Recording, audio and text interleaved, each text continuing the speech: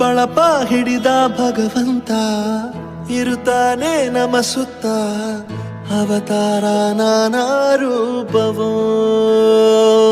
ನಮ್ಮೆಲ್ಲ ಹಣೆ ಬರಹ ತಿದ್ದಿ ಬರೆಯಲು ಕತ್ತಲೆಯಿಂದ ಬಂತ ನಮ್ಮ ಕೈಯ ಹಿಡಿಯುತ್ತ, ಕರೆದೊಯ್ದ ಬೆಳಕು ತೋರಲು. ನಯವಾಗಿ ಗದರೋದು ನಮ್ಮ ಬೆಳೆಸಲು.